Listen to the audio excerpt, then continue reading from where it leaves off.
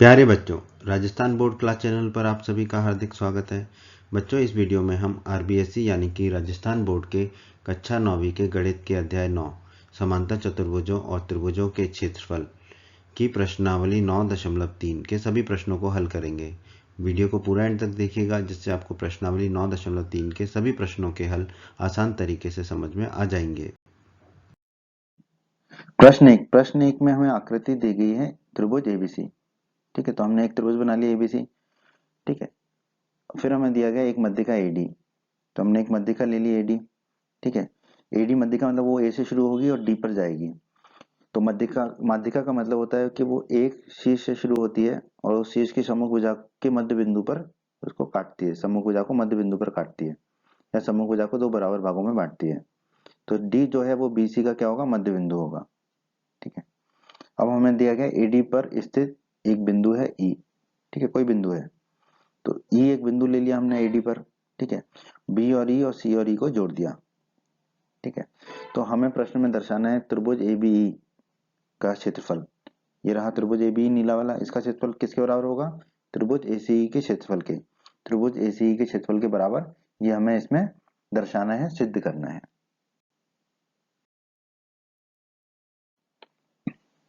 प्रश्न में दिया गया एडी त्रिभुज एबीसी की मध्यिका है और हम जानते हैं कि त्रिभुज की एक मध्यिका उसे बराबर क्षेत्रफलों वाले दो त्रिभुजों में विभाजित करती है। ठीक है, तो त्रिभुज एबीडी नीला वाला त्रिभुज और त्रिभुज एसीडी, ये दोनों त्रिभुजों के क्षेत्रफल आपस में बराबर होंगे। क्यों? क्योंकि त्रिभुज की मध्यिका जो है एडी, ये त्रिभुज एबीसी को दो बराबर वाले त्रिभुजों बराबर क्षेत्रफलों वाले त्रिभुजों में विभाजित करती है।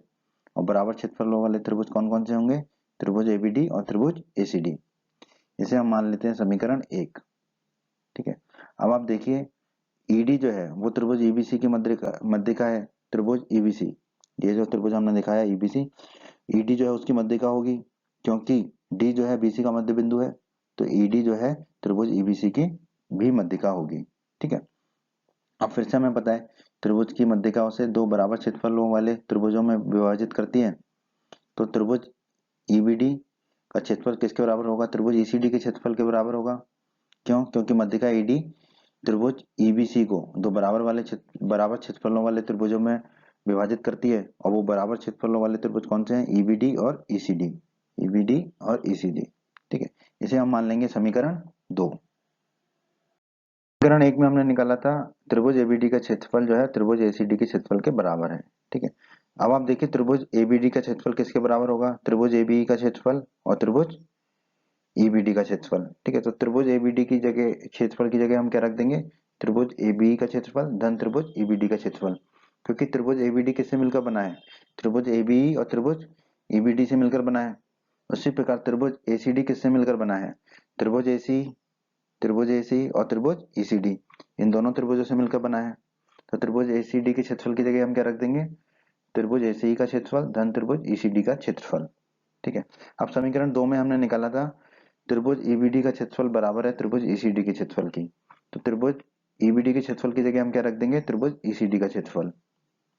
तो हमने त्रिभुज ईबीडी के क्षेत्रफल की जगह रख दिया त्रिभुज ईसीडी का क्षेत्रफल। कहाँ से, समीकरण 2 से। अब त्रिभुज ईसीडी का क्षेत्रफल से त्रिभुज ईसीडी का क्षेत्रफल कट जाएगा, तो क्या बचेगा हमारा, त्रिभुज एबी का क्षेत्रफल बराबर त्रिभुज एसी का क्षेत्रफल। ठीक है, त्रिभुज एबी का क्षेत्रफल बराबर त्रिभुज एसी का क्षेत्रफल, और यही हमें प्रश्न में दर्शाना था। ठीक है, तो यही हमारे प्रश्न का उत्तर हो जाएगा।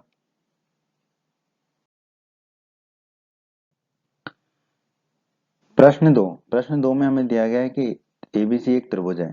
ठीक है, तो हमने एबीसी एक त्रिभुज बना लिया और हमें दिया गया है कि एडी जो है मध्यिका है। ठीक है, एडी जो है मध्यिका है, तो हमने एक एडी मध्यिका खींच ली। ए से डी तक खींचेंगे, ए से सम्मुख भुजा बीसी पर खींचेंगे। ठीक है, तो ए से हमने एक मध्यिका खींची एडी, जो कि बीसी पर डी पर मिलती है। ठीक है, इसका मतलब क्या है कि डी जो है बीसी का क्या होगा, मध्य बिंदु होगा, क्योंकि एडी मध्यिका है। ठीक है, और हमें प्रश्न में दिया गया है ई जो है मध्यिका एडी का मध्य बिंदु है। ठीक है, तो ई जो बिंदु है वो एडी का मध्य बिंदु है। ठीक है, ये हमें प्रश्न में दिया गया है। हमने बी से ई को जोड़ दिया और सी से ई को जोड़ दिया। अब हमें प्रश्न में दर्शाना क्या है, ये जो त्रिभुज बीईडी है, नीला वाला जो त्रिभुज है, इसका क्षेत्रफल बड़े वाले त्रिभुज एबीसी, पूरे त्रिभुज एबीसी के क्षेत्रफल का कितना होगा, 1/2 4 होगा, ये हमें दर्शाना है। आइए इस प्रश्न को हल करते हैं। हमें दिया गया एडी जो है एबीसी की मध्यिका है, त्रिभुज एबीसी की मध्यिका है, और हम जानते हैं कि त्रिभुज की मध्यिका उसे बराबर क्षेत्रफलों वाले दो त्रिभुजों में विभाजित करती है। ठीक है, इसका मतलब क्या होगा, त्रिभुज एसीडी का क्षेत्रफल किसके बराबर होगा, त्रिभुज एबीडी के क्षेत्रफल के। तो हमने लिख दिया त्रिभुज एसीडी का क्षेत्रफल बराबर त्रिभुज एबीडी का क्षेत्रफल। ठीक है, अब देखिए त्रिभुज जो एबीसी है वो एसीडी त्रिभुज और एबीडी त्रिभुज से मिलकर बना है, पीले वाले त्रिभुज से और ये नीले वाले त्रिभुज से मिलकर मिलकर बना है। ठीक है, तो हम लिख सकते हैं त्रिभुज एबीडी का क्षेत्रफल धन त्रिभुज एसीडी का क्षेत्रफल बराबर त्रिभुज एबीसी का क्षेत्रफल। ठीक है, और त्रिभुज एसीडी का क्षेत्रफल किसके बराबर है, त्रिभुज एबीडी के क्षेत्रफल के। तो अब हम त्रिभुज एसीडी की क्षेत्रफल की जगह क्या लिख देंगे, त्रिभुज एबीडी का क्षेत्रफल, और बाकी हमने वैसा ही रख दिया समीकरण को। ठीक है, अब त्रिभुज एबीडी का क्षेत्रफल धन त्रिभुज एबीडी का क्षेत्रफल, ये क्या हो जाएगा, 2 गुणा त्रिभुज एबीडी का क्षेत्रफल, बाकी समीकरण वैसा ही रहा हमारा। अब 2 दाईं तरफ जाएगा तो क्या हो जाएगा, 1/2 का। त्रिभुज एबीडी का क्षेत्रफल कितना हो जाएगा हमारा, 1/2 गुणा त्रिभुज एबीसी का क्षेत्रफल। इसे हम मान लेंगे त्रिभुज एबीडी का क्षेत्रफल कितना हो जाएगा, ये जो त्रिभुज है त्रिभुज एबीसी का क्षेत्रफल का आधा। इसे हम मान लेंगे समीकरण 1। अब हम त्रिभुज एबीडी में देखते हैं, त्रिभुज एबीडी की एक मध्यिका है बी। ठीक है, बी, क्यों, क्योंकि ई जो है एडी का मध्य बिंदु है। ठीक है, इसका मतलब जो है बीई जो होगी वो एबीडी की मध्यिका होगी, त्रिभुज एबीडी की। ठीक है, अब हम जानते हैं किसी भी त्रिभुज की मध्यिका उसे दो बराबर वाले क्षेत्रफलों में विभाजित करती है। तो त्रिभुज एबीडी जो है दो बराबर वाले क्षेत्रों में विभाजित होगा, किससे, मध्यिका बीई से। ठीक है, तो हम क्या पाएंगे, त्रिभुज एबी और त्रिभुज बीडी। ठीक है, त्रिभुज एबी और त्रिभुज बीडी जो है बराबर क्षेत्रफल वाले दो त्रिभुज होंगे। क्यों, क्योंकि त्रिभुज एबीडी को जो है मध्यिका जो है उसकी दो बराबर वाले क्षेत्रफलों वाले त्रिभुजों में विभाजित करती है। ठीक है, तो त्रिभुज एबी का क्षेत्रफल किसके बराबर होगा, त्रिभुज बीडी के क्षेत्रफल के बराबर होगा, इन दोनों का क्षेत्रफल बराबर होगा। अब देखिए त्रिभुज बीडी का क्षेत्रफल, ठीक है, और त्रिभुज एबी का क्षेत्रफल, ये दोनों क्षेत्रफल किसके बराबर होंगे, त्रिभुज एबीडी के क्षेत्रफल के बराबर। ये जो बड़ा वाला त्रिभुज है एबीडी, इसके क्षेत्रफल के बराबर होंगे। ठीक है, अब त्रिभुज एबी के क्षेत्रफल की जगह हम क्या रख सकते हैं, त्रिभुज बीडी का क्षेत्रफल। तो हम यहाँ पर त्रिभुज एबी के क्षेत्रफल की जगह रख देंगे त्रिभुज बीडी का क्षेत्रफल। अब त्रिभुज बीडी का क्षेत्रफल धन त्रिभुज बीडी का क्षेत्रफल कितना हो जाएगा, 2 गुणा त्रिभुज बीडी का क्षेत्रफल, बाकी वही रहा, वैसा ही रहेगा।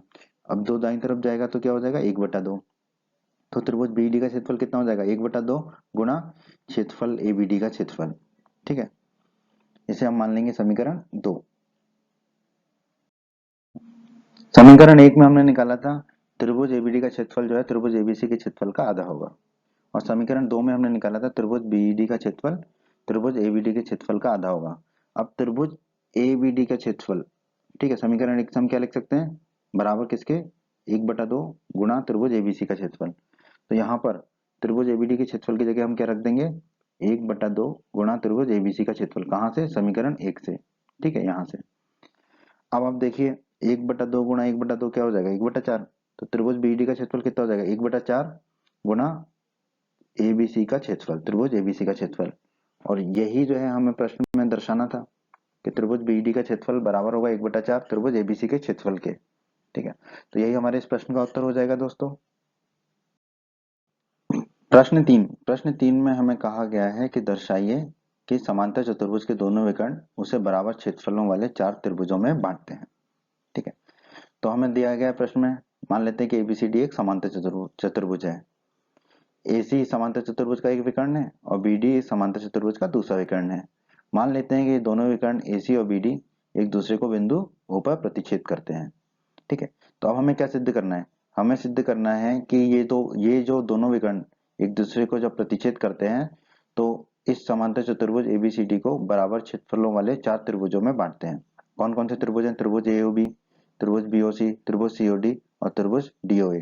तो हमें सिद्ध करना है कि ये चारों त्रिभुजों के क्षेत्रफल क्या होंगे, आपस में बराबर होंगे, ये हमें दर्शाना है। दोस्तों हमने अध्याय 8 की प्रमेय 8.6 के वीडियो में पढ़ा था कि समांतर चतुर्भुज के विकर्ण एक दूसरे को परस्पर समद्विभाजित करते हैं। मतलब कि समांतर चतुर्भुज के विकर्ण जो है एक दूसरे को दो बराबर भागों में काटते हैं। तो हम यहाँ से निष्कर्ष निकाल सकते हैं कि जो O है वो विकर्ण AC का मध्य बिंदु होगा। ठीक है, जो लाल वाला विकर्ण है AC इसका मध्य बिंदु होगा। ठीक है, BD का भी मध्य बिंदु होगा, पर यहाँ पर हम कह रहे हैं AC का मध्य बिंदु होगा।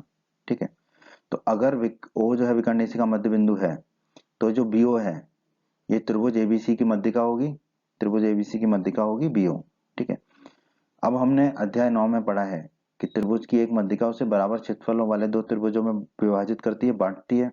ठीक है, तो यहाँ पर देखिए त्रिभुज AOB और त्रिभुज BOC। ठीक है, ये दो त्रिभुजों में बांट रही है मध्यिका BO, किसको? त्रिभुज ABC को। तो हम कह पाएंगे कि त्रिभुज AOB का क्षेत्रफल त्रिभुज BOC के क्षेत्रफल के बराबर होगा। ठीक है, इसे हम मान लेते हैं समीकरण 1। निश्चय प्रमेय 8.6 को लिख लेते हैं हम। समांतर चतुर्भुज के विकर्ण एक दूसरे को परस्पर समद्विभाजित करते हैं। ठीक है, तो यहाँ पर हम कह सकते हैं कि जो बिंदु O है वो विकर्ण BD जो नीला विकर्ण है उसका मध्य बिंदु होगा। ठीक है, अगर विकर्ण BD का मध्य बिंदु O है, ठीक है, तो हम कह पाएंगे कि जो CO है वो त्रिभुज BCD की मध्यिका होगी। ठीक है, और हमें पता है कि किसी त्रिभुज की मध्यिका उसे दो बराबर क्षेत्रफलों वाले त्रिभुजों में बांटती है, विभाजित करती है। तो हम यहाँ से कह पाएंगे कि त्रिभुज BOC का क्षेत्रफल जो है त्रिभुज COD के क्षेत्रफल के बराबर होगा। ठीक है, क्योंकि जो मध्यिका है CO त्रिभुज BCD को दो बराबर भागों में बांटेगी। तो हम कह पाएंगे कि त्रिभुज BOC का क्षेत्रफल बराबर होगा त्रिभुज COD के क्षेत्रफल के। इसे हम मान लेंगे समीकरण 2। ठीक है, हमें पता है समांतर चतुर्भुज के विकर्ण एक दूसरे को परस्पर समद्विभाजित करते हैं। तो AC और BD एक दूसरे को समद्विभाजित करेंगे। तो हम यहाँ पर मान लेते हैं जो O है विकर्ण AC का मध्य बिंदु है। ठीक है, ये BD का भी मध्य बिंदु है, पर हम यहाँ पर उपयोग करेंगे AC का। ठीक है, तो AC का मध्य बिंदु है। ठीक है, AC लाल वाला विकर्ण। तो हम कह पाएंगे जो DO है वो त्रिभुज ACD की मध्यिका होगी। ठीक है, त्रिभुज ACD की मध्यिका होगी DO। और हमने पढ़ा है कि त्रिभुज की मध्यिका उसे दो बराबर क्षेत्रफलों वाले त्रिभुजों में विभाजित करती है। ठीक है, तो यहाँ पर फिर त्रिभुज COD का क्षेत्रफल किसके बराबर हो जाएगा? त्रिभुज DOA के क्षेत्रफल के बराबर हो जाएगा। तो हमने लिख दिया त्रिभुज COD का क्षेत्रफल बराबर त्रिभुज DOA का क्षेत्रफल। इसे हम मान लेंगे समीकरण 3। समीकरण 1 में हमने निकाला था त्रिभुज AOB का क्षेत्रफल बराबर है त्रिभुज BOC के क्षेत्रफल के। समीकरण 2 में निकाला था त्रिभुज BOC का क्षेत्रफल बराबर है त्रिभुज COD के क्षेत्रफल के। और समीकरण 3 में हमने निकाला था त्रिभुज COD का क्षेत्रफल बराबर है त्रिभुज DOA के क्षेत्रफल के। अब हम इन तीनों समीकरणों को समीकरण 1, समीकरण 2 और समीकरण 3 को हल करते हैं। ठीक है, समीकरण 1 में देखिए त्रिभुज AOB का क्षेत्रफल बराबर है त्रिभुज BOC के क्षेत्रफल के, तो वही लिख दिया हमने, त्रिभुज AOB का क्षेत्रफल बराबर होगा त्रिभुज BOC के क्षेत्रफल के। समीकरण 2 में देखिए त्रिभुज BOC का क्षेत्रफल किसके बराबर है? त्रिभुज COD के क्षेत्रफल के। तो त्रिभुज BOC का क्षेत्रफल बराबर हो जाएगा त्रिभुज COD के क्षेत्रफल के। समीकरण 3 में देखिए COD का क्षेत्रफल किसके बराबर है? DOA के क्षेत्रफल के। तो COD का क्षेत्रफल बराबर हो जाएगा DOA के क्षेत्रफल के। ठीक है, तो AOB का क्षेत्रफल बराबर हो गया BOC के, BOC का बराबर हो गया COD के, और COD का बराबर होगा DOA के। इसका मतलब ये चारों त्रिभुजों के क्षेत्रफल आपस में बराबर हो गए। तो हम निष्कर्ष निकाल सकते हैं समांतर चतुर्भुज के दोनों विकर्ण उसे बराबर क्षेत्रफलों वाले चार चतुर्भुजों में बांटते हैं, और यही हमें दर्शाना था। और तो यही हमारा उत्तर हो जाएगा इस प्रश्न का। प्रश्न 4 में हमें एक आकृति दी गई है। ठीक है, जिसमें कहा गया है कि ABC और ABD एक ही आधार AB पर बने दो त्रिभुज हैं। ठीक है, तो हमने एक आधार बना दिया AB, इस पर एक त्रिभुज है ABC और इसी आधार पर दूसरा त्रिभुज है ABD। ठीक है, और कहा गया कि रेखाखंड CD AB से बिंदु O पर समद्विभाजित होता है। जो रेखाखंड CD है ये बिंदु O पर समद्विभाजित हो रहा है AB से, मतलब CD दो बराबर भागों में बट रहा है, यानी कि CO बराबर DO, CO और DO आपस में बराबर है। या फिर हम कह पाएंगे कि जो O है वो भुजा CD का मध्य बिंदु है। ठीक है, भुजा CD का मध्य बिंदु होगा O। ठीक है, तो हमें सिद्ध करना है प्रश्न में कि जो त्रिभुज ABC का क्षेत्रफल है वो किसके बराबर होगा? त्रिभुज ABD के क्षेत्रफल के बराबर होगा। ठीक है, ऊपर वाले त्रिभुज का क्षेत्रफल नीचे वाले त्रिभुज के क्षेत्रफल के बराबर होगा, ये हमें दर्शाना है, सिद्ध करना है। तो हमने देखा कि O जो है भुजा CD का मध्य बिंदु है, तो हम क्या पाएंगे AO जो है त्रिभुज ACD की मध्यिका है। ठीक है, तो ये जो AO है वो त्रिभुज ACD की मध्यिका है, और हम जानते हैं कि त्रिभुज की मध्यिका उसे दो बराबर क्षेत्रफलों वाले दो त्रिभुजों में विभाजित करती है। इसका मतलब क्या है कि त्रिभुज AOC का क्षेत्रफल और त्रिभुज AOD का क्षेत्रफल आपस में बराबर होगा। ठीक है, इसे हम मान लेते हैं समीकरण 1। उसी प्रकार देखिए BO जो है वो त्रिभुज BCD की मध्यिका होगी। क्यों? क्योंकि O जो है भुजा CD का मध्य बिंदु है, तो BO त्रिभुज BCD की मध्यिका है।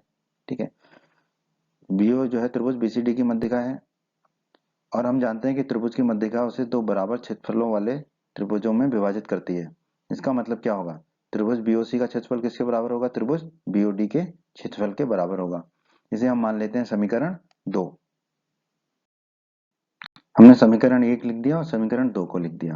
अब हम समीकरण 1 और समीकरण 2 को जोड़ते हैं तो क्या हो जाएगा हमारा?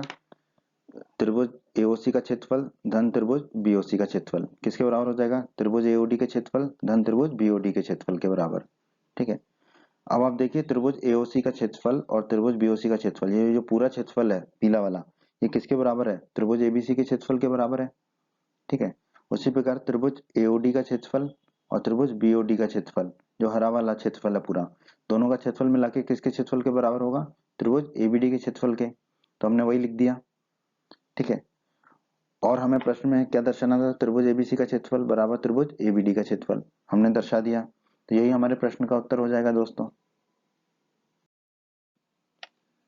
प्रश्न 5 दोस्तों, इस प्रश्न 5 में 3 भाग हैं।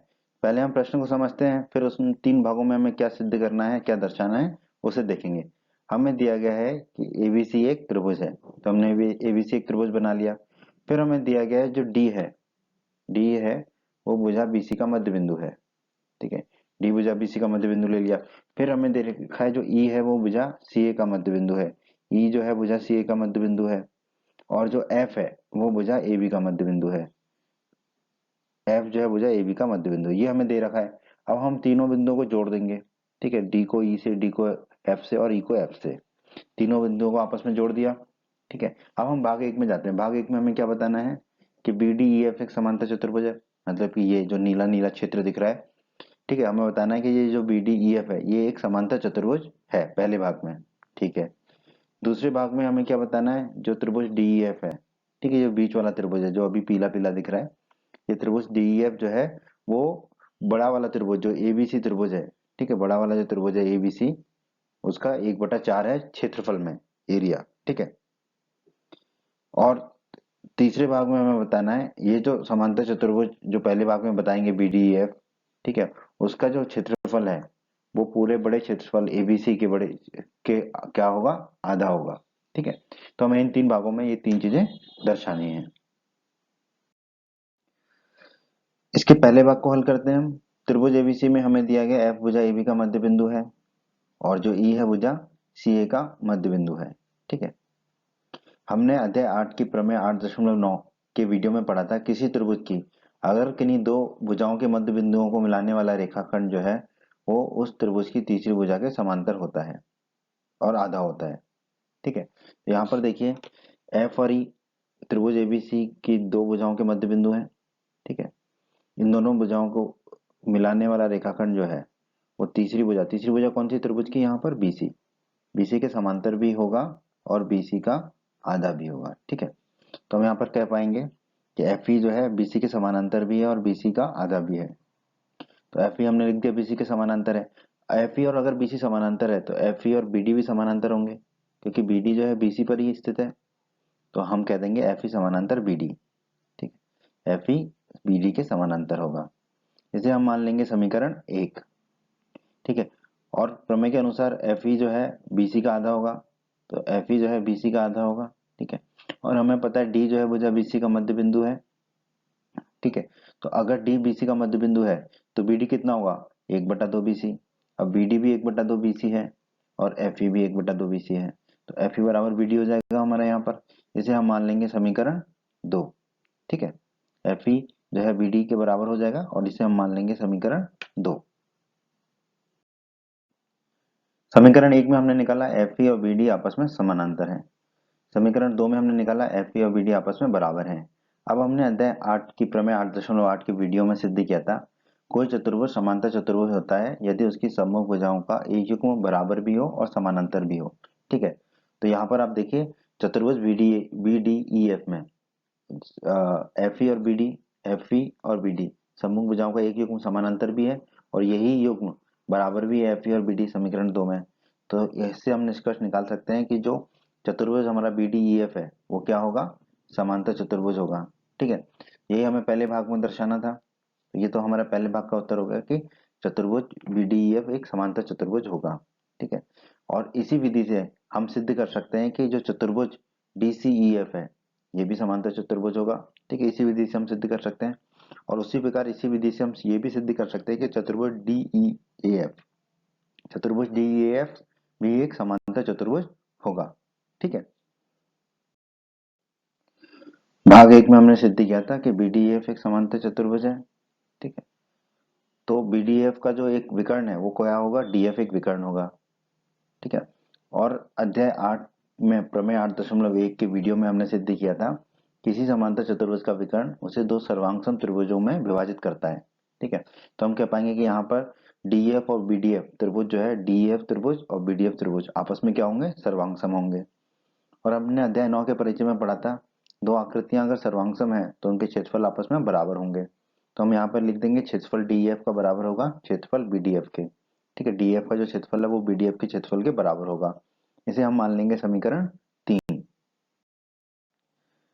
हमने निकाला था कि चतुर्भुज DCEF ये भी एक समांतर चतुर्भुज है।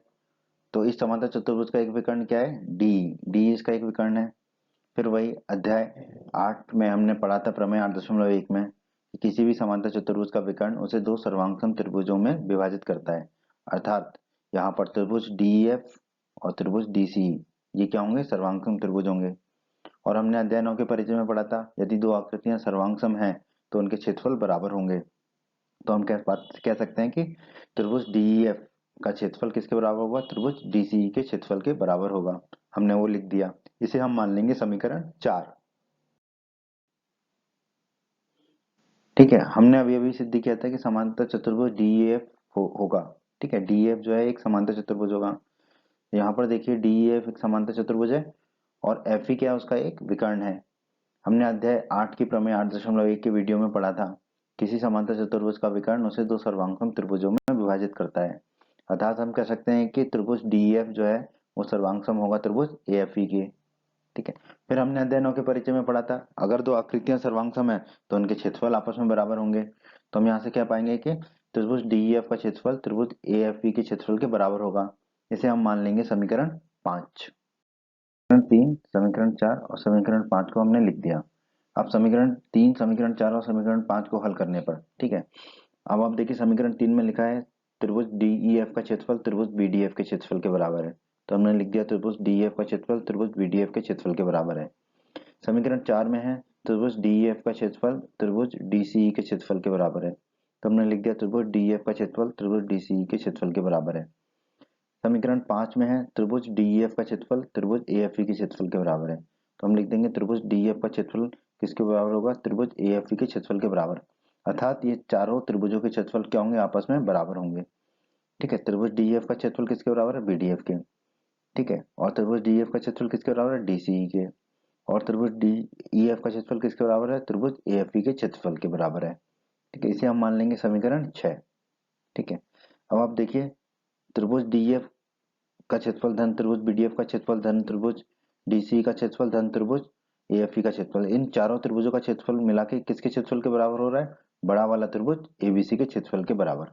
वही हमने यहाँ पर अभी लिख दिया। हमने समीकरण 6 को फिर से लिख दिया और जो त्रिभुज ABC का क्षेत्रफल लिखा था तीनों चारों त्रिभुजों का क्षेत्रफल के बराबर उसको लिख दिया फिर से। ठीक है, अब हम क्या करेंगे, त्रिभुज BDE के क्षेत्रफल की जगह क्या रख देंगे, त्रिभुज DEF का क्षेत्रफल। उसी प्रकार त्रिभुज DCE के क्षेत्रफल की जगह क्या रख देंगे, त्रिभुज DEF का क्षेत्रफल। और त्रिभुज AFE के क्षेत्रफल की जगह भी रख देंगे त्रिभुज DEF का क्षेत्रफल। ठीक है, तो DF तो DF ही रहेगा, BDF भी DEF लिख देंगे, DCE को भी DEF लिख देंगे और AFE को भी DEF लिख देंगे। ठीक है, तो हमारा हो जाएगा त्रिभुज DEF का क्षेत्रफल धन त्रिभुज DEF का क्षेत्रफल धन त्रिभुज DEF का क्षेत्रफल धन त्रिभुज DEF का क्षेत्रफल बराबर त्रिभुज ABC का क्षेत्रफल। तो त्रिभुज DF का क्षेत्रफल 4 बार आ रहा है तो ये हो जाएगा 4 गुणा त्रिभुज DF का क्षेत्रफल बराबर त्रिभुज ABC का क्षेत्रफल। तो त्रिभुज DEF का क्षेत्रफल कितना हो जाएगा, 1/4 गुणा त्रिभुज ABC का क्षेत्रफल। और यही हमें भाग 2 में दर्शाना है इस प्रश्न के। इसे हम मान लेते हैं समीकरण 7 और ये भाग 2 का उत्तर भी है हमारा। हमने समीकरण 6 को फिर से लिख दिया, जिसमें चारों चतुर्भुज के क्षेत्रफल आपस में बराबर थे, चारों छोटे चतुर्भुज के क्षेत्रफल। ठीक है, अब देखिए चतुर्भुज बी डी ई एफ का क्षेत्रफल कितना होगा, त्रिभुज डी एफ का क्षेत्रफल धन त्रिभुज बी डी एफ का क्षेत्रफल, ये दोनों त्रिभुजों का क्षेत्रफल मिलकर किसके बराबर होगा, चतुर्भुज बी डी ई एफ के क्षेत्रफल के बराबर होगा। अब समीकरण 6 में देखिए त्रिभुज बी डी एफ का क्षेत्रफल किसके बराबर है, त्रिभुज डी एफ के क्षेत्रफल के बराबर है। तो यहाँ पर हम त्रिभुज बी डी एफ के क्षेत्रफल की जगह रख देंगे त्रिभुज डी एफ का क्षेत्रफल। हमने बिल्कुल वैसा ही किया, बी डी एफ के क्षेत्रफल की जगह रख दिया हमने त्रिभुज डी एफ का क्षेत्रफल। अब चतुर्भुज बी डी एफ का क्षेत्रफल कितना हो जाएगा, त्रिभुज डी एफ का क्षेत्रफल धन त्रिभुज डी एफ का क्षेत्रफल। तो 2 बार आ रहा है त्रिभुज डी एफ का क्षेत्रफल, तो ये हो जाएगा चतुर्भुज बी डी ई एफ का क्षेत्रफल बराबर 2 गुणा चतुर्भुज डी ई एफ का क्षेत्रफल। अभी अभी हमने इस प्रश्न के भाग 2 में सिद्ध किया था कि त्रिभुज डीएफ का क्षेत्रफल जो है वो 1/4 गुणा त्रिभुज एबीसी के क्षेत्रफल के है, और जिसे हमने समीकरण 7 भी माना था। तो अब हम यहाँ पर त्रिभुज डीएफ के क्षेत्रफल की जगह क्या रख देंगे, 1/4 गुणा त्रिभुज एबीसी का क्षेत्रफल। हमने बिल्कुल वही किया। ठीक है, अब 2 से 2 कट जाएगा तो यहाँ बचेगा 2 नीचे। तो चतुर्भुज बीडीएफ का क्षेत्रफल कितना हो जाएगा, 1/2 गुणा त्रिभुज एबीसी का क्षेत्रफल। और हमें यही इस प्रश्न के तीसरे भाग में दर्शाना है, तो यही हमारे इस प्रश्न के तीसरे भाग का उत्तर भी हो जाएगा। प्रश्न 6 को हम देख लेते हैं। हमें दिया गया है कि एबीसीडी एक चतुर्भुज है, तो हमने एबीसीडी एक चतुर्भुज बना लिया। ठीक है, जो आकृति दी गई है उसमें एसी और बीडी दो विकर्ण है जो ओ बिंदु पर प्रतिच्छेद करते हैं, और हमें दिया गया कि ओबी जो है वो ओडी के बराबर है, ओबी और ओडी आपस में बराबर है। और हमें दिया गया है कि एबी और सीडी आपस में बराबर है, एबी और सीडी आपस में बराबर है। ठीक है, अब हमें इस प्रश्न के जो पहले भाग है उसमें बताना है कि त्रिभुज डीओसी, जो ये पीला वाला त्रिभुज है, इसका जो क्षेत्रफल है वो किसके बराबर है, त्रिभुज एओबी के क्षेत्रफल के बराबर है। यह हमें पहले भाग में दर्शाना है। दूसरे भाग में हमें दर्शाना है कि डीसीबी का क्षेत्रफल, त्रिभुज डीसीबी का क्षेत्रफल किसके बराबर है, त्रिभुज एसीबी के क्षेत्रफल के बराबर है। ठीक है, और तीसरे भाग में हमें दर्शाना है कि जो डीए भुजा है वो सीबी भुजा के समानांतर होगी या फिर एबीसीडी जो है वो समांतर चतुर्भुज होगा।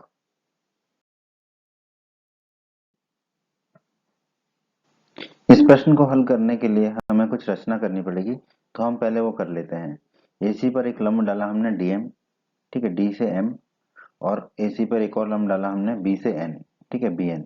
तो ये दो लंब हमने डाले एसी पर, एक डीएम और दूसरा बी एन।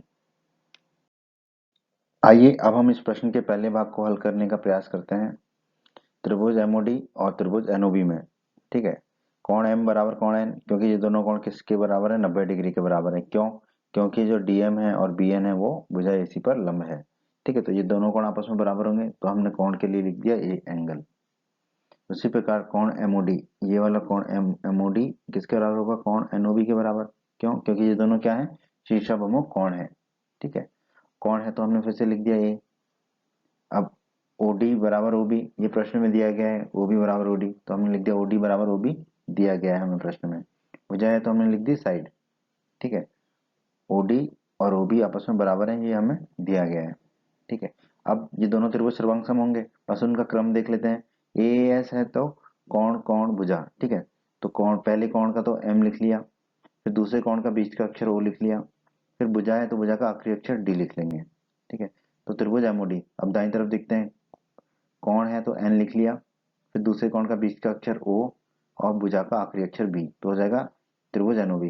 त्रिभुज एमओडी और त्रिभुज एनओबी क्या होंगे, सर्वांगसम होंगे। किस नियम से, एएस के नियम के द्वारा। ठीक है, ये दोनों त्रिभुज क्या होंगे, सर्वांगसम होंगे। अब हमें पता है अगर दो त्रिभुज सर्वांगसम होते हैं तो उनके संगत भाग भी बराबर होते हैं। ठीक है, तो संगत भुजाएं भी बराबर होंगी। तो यहाँ पर देखिए पहला और आखिरी अक्षर ले लेते हैं, तो एम डी किसके बराबर होगा, दाईं तरफ भी पहला और आखिरी लेंगे, एन बी, तो एम डी बराबर होगा हमारा एन बी के। ठीक है, एम डी और जो एन बी है वो आपस में बराबर होंगे, जो लंब डाले थे हमने। ठीक है, ये एम डी और एन बी ये आपस में बराबर होगा, इसे हमने मान लिया समीकरण 1। ठीक है, अब हमें पता है अगर दो त्रिभुज सर्वांगसम है तो उनके क्षेत्रफल भी आपस में बराबर होते हैं। तो त्रिभुज एमओडी का क्षेत्रफल और त्रिभुज एनओबी का क्षेत्रफल आपस में क्या होगा, बराबर होगा। इसे हम मान लेते हैं समीकरण 2। अब त्रिभुज MDC और त्रिभुज NBA में, ठीक है, कोण M बराबर कोण N होगा, क्योंकि ये दोनों कोण 90 डिग्री के हैं, क्योंकि हमने रचना में DM जो है और NB जो है वो AC पर लंब डाले थे। ये दोनों कोण 90 डिग्री के हैं, राइट एंगल है 90 डिग्री, तो R लिख दिया हमने। फिर DC बराबर BA, DC मतलब कि CD बराबर BA मतलब AB, ये हमें दिया गया है प्रश्न में ही, ठीक है। ये दोनों आपस में बराबर हैं, DC और BA आपस में बराबर हैं, ठीक है। तो हमने ये समकोण त्रिभुज का कर्ण है, तो हाइपोटेनस के लिए हमने H लिख दिया।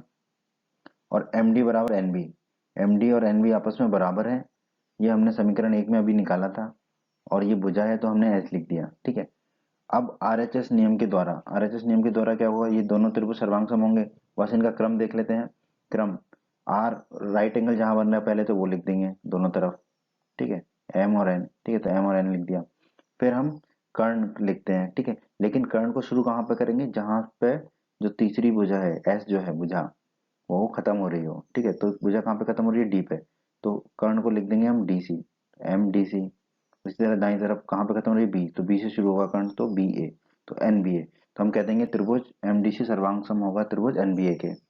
और हमें पता है कि अगर दो त्रिभुज सर्वांग सम हो तो उनके क्षेत्रफल आपस में बराबर होते हैं। तो त्रिभुज MDC का क्षेत्रफल किसके बराबर होगा, त्रिभुज NBA के क्षेत्रफल के। इसे हम मान लेंगे समीकरण 3। समीकरण 2 और समीकरण 3 को हमने लिख लिया। अब समीकरण 2 और 3 को जोड़ते हैं, मतलब उनकी बाईं तरफ को आपस में जोड़ेंगे और दाईं तरफ को आपस में जोड़ेंगे, तो हमें मिल जाएगा त्रिभुज MOD धन त्रिभुज MDC, ठीक है। तो हम देखेंगे त्रिभुज MOD धन त्रिभुज MDC, और दाईं तरफ क्या है, त्रिभुज NOB धन त्रिभुज NBA का क्षेत्रफल, त्रिभुज NOB धन त्रिभुज NBA का क्षेत्रफल। अब आप देखिए जो त्रिभुज MOD धन त्रिभुज MDC है, ये हरा हरा क्षेत्र, ये दोनों त्रिभुज मिला के क्या बना रहे हैं, हमारे त्रिभुज DOC, ठीक है। तो हमने इसको लिख दिया त्रिभुज DOC का क्षेत्रफल। उसी प्रकार जो पीला पीला दोनों त्रिभुजों का क्षेत्रफल है वो किस त्रिभुज के क्षेत्रफल के बराबर आ रहा है, हमारा त्रिभुज AOB के क्षेत्रफल के बराबर, तो वही हमने लिख दिया। भाग 1 में हमें यही दर्शाना था, ठीक है। इसे हम अभी मान लेते हैं समीकरण 4, और यही हमारा भाग 1 का उत्तर भी होगा। समीकरण 4 में अभी हमने निकाला था DOC का क्षेत्रफल AOB के क्षेत्रफल के बराबर है, जिसे हमने भाग 1 में सिद्ध किया था, ठीक है। अब दोनों तरफ हम त्रिभुज BOC का क्षेत्रफल जोड़ देते हैं, ठीक है। तो हो जाएगा त्रिभुज DOC का क्षेत्रफल धन त्रिभुज BOC का क्षेत्रफल, और दाईं तरफ हो जाएगा त्रिभुज AOB का क्षेत्रफल धन त्रिभुज BOC का क्षेत्रफल। अब आप देखिए DOC और BOC का क्षेत्रफल मिला के किसका क्षेत्रफल हमारा बन रहा है, त्रिभुज DCB का क्षेत्रफल, ठीक है, DCB इसका क्षेत्रफल बन रहा है। उसी प्रकार त्रिभुज AOB और BOC, AOB और BOC का क्षेत्रफल मिला के किसका क्षेत्रफल बन रहा है, हमारा त्रिभुज ACB का क्षेत्रफल, ठीक है। वही हमने लिख दिया यहाँ पर। वही हमें भाग 2 में सिद्ध भी करना है, त्रिभुज DCB का क्षेत्रफल बराबर त्रिभुज ACB का क्षेत्रफल। तो यही हमारे इस प्रश्न के भाग 2 का उत्तर होगा। हमने थोड़ी देर पहले ही सिद्ध किया था कि त्रिभुज MDC और त्रिभुज NBA जो है सर्वांगसम त्रिभुज हैं। अब हमें पता है कि अगर दो त्रिभुज सर्वांगसम त्रिभुज हैं तो उनके संगत भाग भी बराबर होते हैं, अर्थात संगत कोण भी बराबर होंगे, जिसे हम CPCT कहते हैं, ठीक है। तो हम क्रम देख लेते हैं, पहले अक्षर को आखिरी में ले जाएंगे दोनों तरफ, ठीक है, पहले अक्षर को आखिरी में ले जाएंगे दोनों तरफ, तो क्रम क्या बनेगा हमारा DCM और दाईं तरफ BAN। तो हम कह सकते हैं कोण DCM कोण BAN के बराबर होगा, कोण DCM कोण BAN के बराबर होगा, ठीक है। और ये दोनों कोण क्या है, एकांतर अंतः कोण है, ठीक है, DCM और BAN। क्यों, क्योंकि दो रेखाएं AB और DC को एक तिर्यक रेखा AC प्रतिच्छेद कर रही है, ठीक है। तो अगर दो रेखाओं को एक रेखा प्रतिच्छेद करे तो इस प्रकार बने कोणों को हम क्या कहते हैं, एकांतर अंतः कोण कहते हैं। और हमने प्रमेय 6.3 के वीडियो में पढ़ा था, यदि एक तिर्यक रेखा दो रेखाओं को इस प्रकार काटे कि एकांतर अंतः कोणों का युग्म बराबर हो तो दोनों रेखाएं क्या होती है, परस्पर समानांतर होती हैं। तो यहाँ पर दो रेखाएं कौन सी है, AB और DC। तो हम कह सकते हैं कि AB और DC आपस में क्या होंगी, समानांतर। AB और DC आपस में समानांतर रेखाएं होंगी। तो हमने अभी अभी निकाला कि AB और DC जो है आपस में समानांतर हैं। और प्रश्न में हमें दिया गया है कि AB बराबर DC है, AB बराबर CD दिया है तो AB बराबर DC हो गया, ठीक है। AB और DC आपस में बराबर हैं। हमने अध्याय 8 की प्रमेय 8.8 के वीडियो में पढ़ा था, कोई चतुर्भुज एक समांतर चतुर्भुज होता है यदि उसकी समभुजाओं का एक युग्म बराबर भी हो समानांतर भी हो। यहाँ पर देखिए ABCD चतुर्भुज में AB और DC आपस में समानांतर भी हैं और आपस में बराबर भी हैं। तो हम यहाँ से कह सकते हैं कि चतुर्भुज एबीसीडी क्या होगा, एक समांतर चतुर्भुज होगा। और हमें पता है अगर कोई चतुर्भुज समांतर चतुर्भुज है तो उसकी सम्मुख भुजाएं क्या होती है, समानांतर होती हैं। ठीक है। तो चतुर्भुज एबीसीडी की सम्मुख भुजाएं डीए और सीबी ये आपस में क्या होंगी, समानांतर होंगी। क्यों? क्योंकि एबीसीडी क्या है, एक समांतर चतुर्भुज है और ये समांतर चतुर्भुज की सम्मुख भुजाएं हैं। और हमें इस प्रश्न के इस भाग में यही सिद्ध करना था कि डीए समानांतर सीबी होगा। ठीक है। और एबीसीडी एक समांतर चतुर्भुज होगा, जो कि हमने सिद्ध कर दिया। तो यही हमारे इस प्रश्न के तीसरे भाग का उत्तर भी होगा। प्रश्न 7 दोस्तों, ये बहुत ही आसान प्रश्न है, इस प्रश्न को देख लेते हैं। प्रश्न 7 में हमें दिया गया बिंदु डी और ई क्रमशः त्रिभुज एबीसी की भुजाएं एबी और एसी पर इस प्रकार स्थित है कि त्रिभुज डीबीसी का क्षेत्रफल त्रिभुज ईबीसी के क्षेत्रफल के बराबर है। ठीक है। तो दर्शाना है कि डी और बीसी समानांतर हैं। तो इस प्रश्न को समझते हैं हम। हमें दिया गया एबीसी एक त्रिभुज है, तो हमने एबीसी एक त्रिभुज बना लिया। और हमें दिया गया डी एबीसी त्रिभुज की भुजा एबी पर स्थित है। तो डी जो है भुजा एबी पर स्थित है, हम कहीं पे भी ले सकते हैं। और ई जो है भुजा एसी पर स्थित है, तो हमने ई ले लिया, भुजा एसी पर स्थित है। किस प्रकार कि त्रिभुज डीबीसी का क्षेत्रफल, ठीक है, ये हो जाएगा त्रिभुज डीबीसी, इसका क्षेत्रफल किसके बराबर हो, त्रिभुज ईबीसी के क्षेत्रफल के। ठीक है। त्रिभुज डीबीसी का क्षेत्रफल बराबर हो त्रिभुज ईबीसी के क्षेत्रफल के, ये प्रश्न में दिया गया है। ठीक है। ये चीज प्रश्न में दी गई है। तो हमें दर्शाना क्या है, हमें दर्शाना है कि डी और बीसी समानांतर होंगे। ठीक है। डी जो रेखा है, भुजा है, और बीसी जो भुजा है वो आपस में क्या होंगे, समानांतर होंगे। ये हमें इस प्रश्न में दर्शाना है।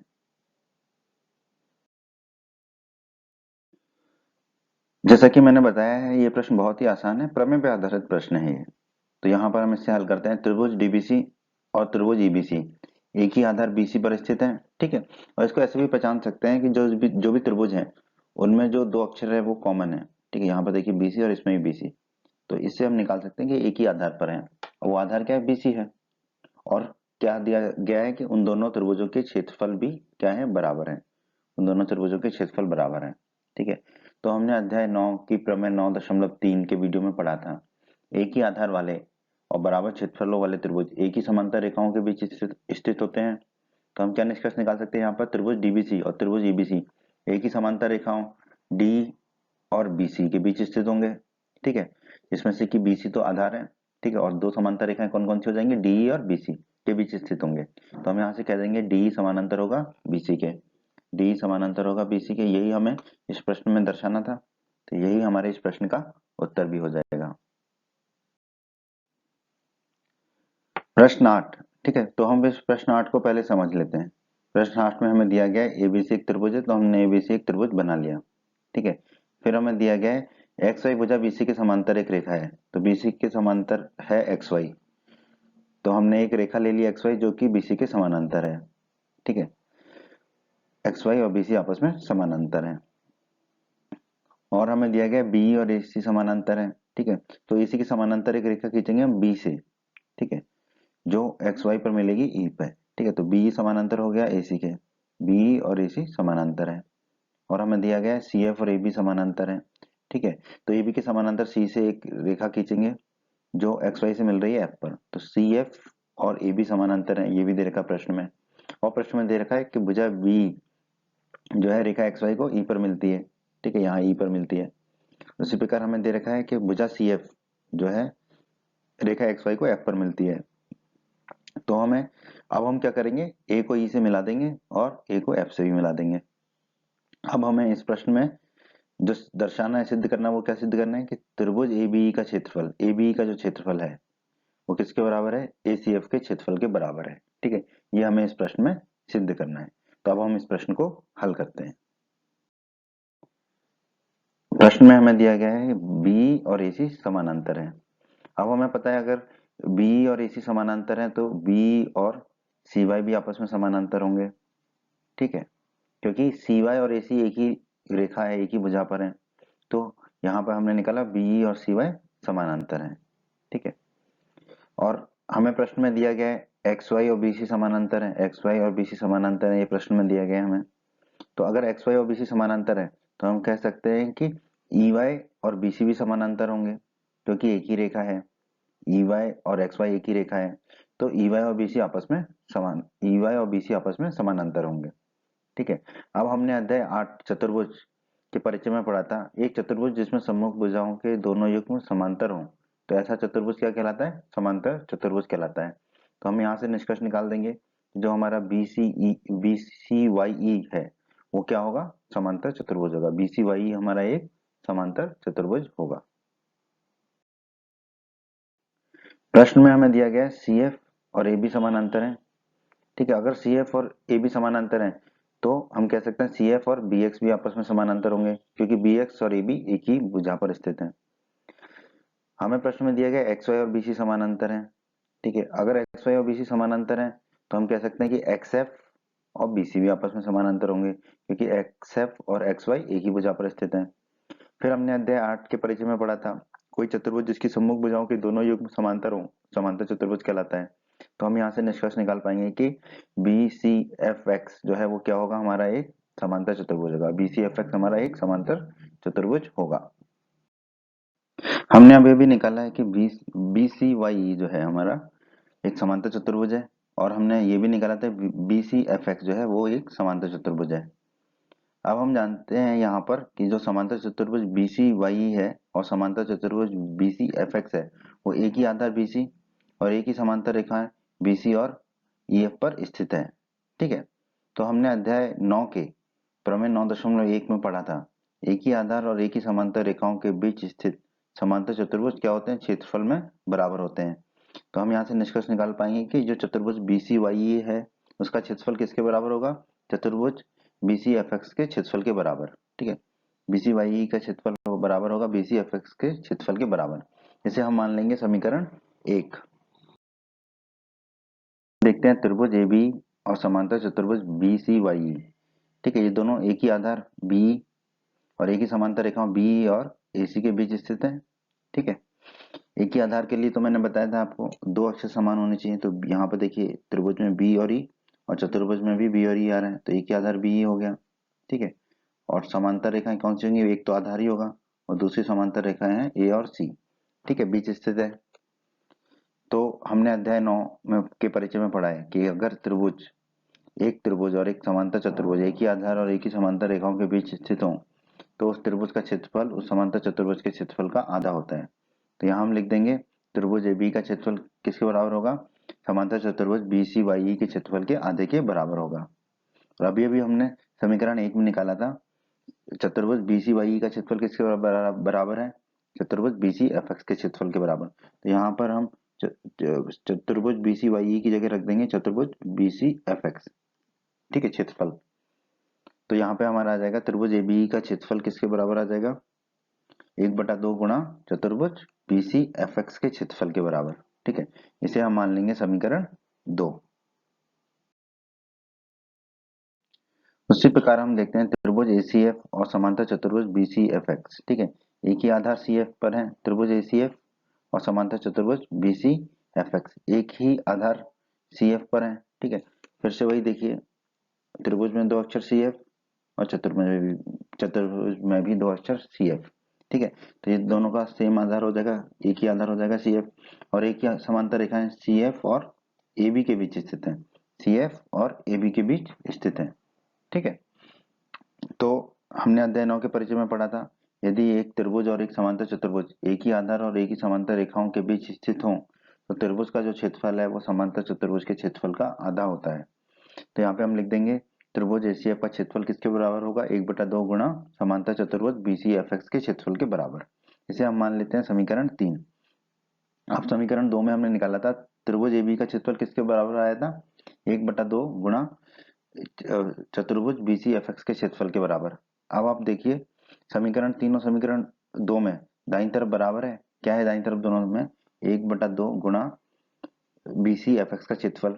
समीकरण 2 में भी वही है 1/2 गुणा BCFX का क्षेत्रफल। तो समीकरण 3 और समीकरण 2 बराबर होंगे, तो यहाँ से हम लिख पाएंगे त्रिभुज ABE का क्षेत्रफल किसके बराबर होगा? त्रिभुज ACF के क्षेत्रफल के बराबर होगा। त्रिभुज ABE और त्रिभुज ACF के क्षेत्रफल आपस में बराबर होंगे, यही हमें इस प्रश्न में दर्शाना था। तो यही हमारे इस प्रश्न का उत्तर भी होगा दोस्तों। प्रश्न 9 को समझते हैं हम। हमें दिया गया है ABCD एक समांतर चतुर्भुज है। ठीक है, और हमें फिर बोला गया कि AB भुजा को एक बिंदु P तक बढ़ाया गया। ठीक है, तो हमने ए बी भुजा को बिंदु पी तक बढ़ा दिया। फिर हमें कहा गया ए से होकर सीपी के समांतर रेखा बढ़ाई गई।